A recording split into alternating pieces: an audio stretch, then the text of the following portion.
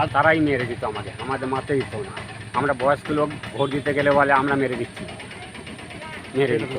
তাহলে অনেকদিন পরে কি এই শান্তি সুশৃঙ্খল এবং ভয়মুক্ত আমরা ভোট দিতে পারছি দীর্ঘ 3টে ইলেকশন। কী নাম আপনার? ধনঞ্জয় সামন্ত। আমার নাম সুকুমার কয়াল। হ্যাঁ, খুব সুন্দর ভোট হবে, খুব সুন্দর, অতি সুন্দর ভোট হবে। আচ্ছা, আর অতি সুন্দর। তবে যেটাকে ভাবছি আমি মনে করছি যে যেটা আগেবারে ধরো 100টা হয়েছে, এবার আমাদের 400-500 বেশি হবে, এটা শিওর গ্যারান্টি, আমার বিশ্বাস। অন্য বাড়ির থেকে এবারে কিরম ভোট?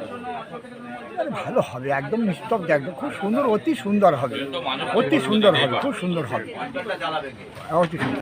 অনেক ভালো, অনেক ভালো। ভালো বলছি কেন বাবা, ধমকানি চমকানি নেই, কোনো রাস্তা গ্যাঞ্জাম নেই, তৃণমূলের নেতারাও নেই, এটা থেকে দূরত্ব, এটা থেকে শান্তি। হ্যাঁ, ভোট দিতে এলে ওখানে দাঁড় করিয়ে বলতো এই যেটাই ভোট দিবে, তুই এতে ভোট দিবে না, যেন ভুল হয়, যদি এতে 3-এ যদি ভোট দাও তাহলে দেখে নেবো, এইরকম নানান রকম মানে বলতো। আজকে রাস্তার পরিস্থিতি কেমন? আজকাল খুব ভালো, ভীষণ ভালো। ভোট দিন একদম একদম একদম একদম হাসি মুখে ভোট দিয়েছি, একদম একদম ওকে ওকে। এর আগে মানে আমি হচ্ছি গত 29 তারিখের ভোট কি শুধু, নাকি তার আগেও আপনাদের ভোট? আগেও এরকম হয়েছে, আগে তো ভোট দেওয়াই হয়নি, 21-এ তো ভোট দেওয়াই হয়। ধরে আমরা ভোট দিতেই পারি না, 15 বছর ধরে আমরা ভোট দিতেই পারি না। কি বলতো? ভয় দেখা তো, হুমকি দিত, তোর ছেলেপুলেরা রাত দিতে ঘরে আসবে, লোক দিয়ে ওদের মারবো, এ করবো, তোদের ঘরে ঢুকে মেয়েদের টেনে নিয়ে যাবো, এরকম ভয় দেখাতো। আগে তো ভোট দেওয়াই হয়নি, এমনি বলতে চলে যাও, ভোট হয়ে গেছে, চলে যাও, আমরা দিয়ে নেবো। চলে যাবার পরে আমরা আবার দেখতে তো দেবে নেন, যদি বা সবাই বলছে ওই তোদের পোষে ছাপা দিয়ে দিচ্ছে, তোরা একটা দিতে তো তোদের মধ্যে 20টা দিয়ে দিচ্ছে ছাপ। চলে যাও, চলে যাও। তৃণমূলের লোকেরা, সব তৃণমূলের নেতারাই করতো, এছাড়া কে করবি? আমরা রয়েছি ফলতার শ্রীরামপুর গ্রামে জাহাঙ্গীর খানের বাড়িতে। জাহাঙ্গীর খানের এই যে বাড়ি, সেই বাড়ির কিন্তু একেবারে নিস্তব্ধতা বিরাজ করছে। সেই বাড়িতে জাহাঙ্গীর খান রয়েছে কিনা সে বিষয়টা এলাকার বাসিন্দারা কেউ বলতে চাইছেন না, কেউ মুখ খুলছেন না।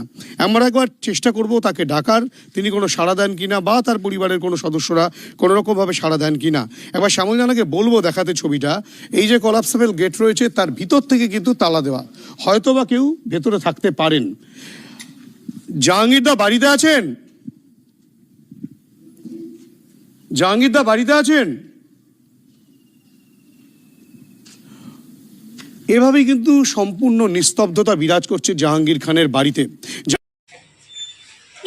দেখতে পেলেন এখন আজকের ভোটে তাহলে কত শান্তিপূর্ণভাবে ভোট হচ্ছে।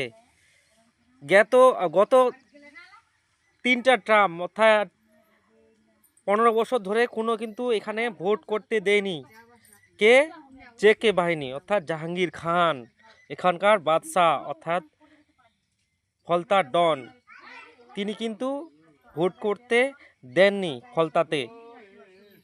সেখানকার বাহিনীরা প্রত্যেকটা বাড়িতে গিয়ে কিভাবে শাসাতো, কিভাবে ধমকাতো, তাহলে বুঝলেন এখন আমাদের পশ্চিমবঙ্গের শাসকের আইন না, এখন আইনের শাসন চলছে। তাহলে এটাই হওয়া উচিত এবং শান্তিপূর্ণ ভোট হচ্ছে, এটাই অবশ্যই কাম্য। সবাই নির্বিঘ্নে ভোট দেন। অবশ্যই আগামী দিন, আগামী প্রজন্ম যাতে ভবিষ্যতে উজ্জ্বল হয়, সেটাই সবাই আমরা কামনা করি।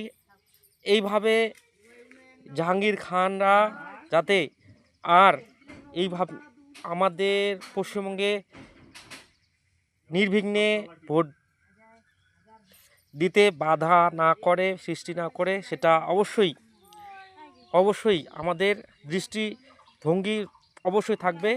কিন্তু আজকের মতো যে ফলতায় যেভাবে ভোট হচ্ছে, সত্যি ভাবার বাইরে। এত সুন্দরভাবে ভোট হচ্ছে, এত সুন্দর ভোট হচ্ছে যেটা বলা যায় না। এত সুন্দর ভোট হয়তো বিগত কোনো বাড়ি দেখেনি যে এরকম ভোট হয়েছে।